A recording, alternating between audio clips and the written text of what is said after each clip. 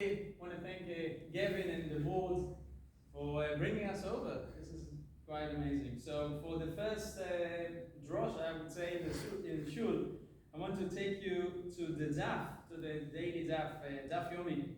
Masechet Megillah. At the moment we attracted Megillah, and yesterday the end of the daf is something really beautiful.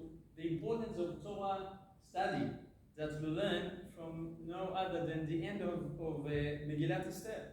The scroll of Esther. The last verse of the scroll of Esther, and again it's already preparation for Purim. The last verse of the Megillah says, Ki Mordechai Yehudi Mishne LaMelech Hashverosh. Mordechai, the Jew, was a viceroy to King Achashverosh. Vegadol HaYehudim, great for the Jews. Veratzui L'rov Achav, and accepted by all. Veratzui L'rov Achav, accepted by most of the Jews. The Gemara says, L'rov Achav v'lo l'kol Achav, to most of the Jews, but not to all the Jews. That's amazing. After the whole story of the Megillah, Mordechai was, the mind kind of behind saving the Jewish people from the decree of Haman, and yet the Megillah tells us at the last verse that he was only accepted by most of the Jews and not all the Jews. The Gemara explains, מלמד שפירשו ממנו מקצת סנהדרין, some of the Sanhedrin, some of the court, the Sanhedrin in Israel, moved away from him. Why is that? Amar Rav Yosef, and Rashi explains, because suddenly, as the Gemara says here, Amar Rav Yosef, Gadol Talmud Torah yoter me'atzalat nefashot. They felt that the study of Torah more important than saving lives. And that's, how is that possible? Mordechai saved the Jews, was busy saving the Jewish people. How come that's more important than sitting in the Sanhedrin, sitting and judging the people with all the Jewish laws? And the Rashi says, the Meikara Chashiv le Mordechai Batar, that, okay, the Rashi explains that in the beginning, when he was busy saving lives, that of course, that was the main job of Mordechai. And he was then accepted by all. But after that, when the Jewish people were saved already, he decided to stay more in governing and like sitting on a general work instead of coming back to study Torah. He was still a minister. Rashi says, he became a minister.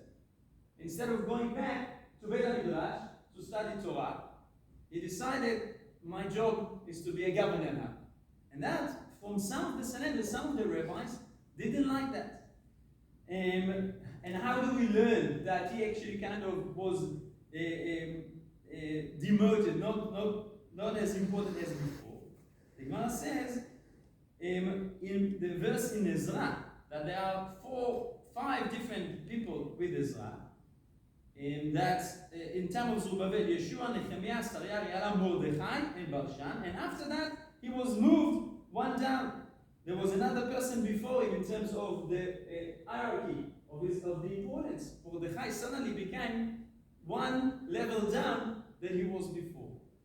So we learn from here that study of Torah in place of course, saving lives takes precedent. But after you save your lives, whether the time to be now a governor, a minister, instead of going back to be a minister, that's a questionable. Not everybody was happy about it. And then the Gemara continues and tells us how more study Torah is even greater than even building Beit HaMikdash. Rav Shmuel Bar Marta says, Talmud Torah gadol mibinyan Beit HaMikdash, even from building Beit HaMikdash. Shekol zman shebaruch ben Neriah kayam lo enecha Ezra. So in Babel, there was Ezra, of course, as we know, Ezra and Nehemiah. And as long as Baruch ben Neriah was with Ezra in Babylon, Ezra decided not to leave his Beit HaMidrash. Baruch ben Neriah was the sofer, was the sage at that time.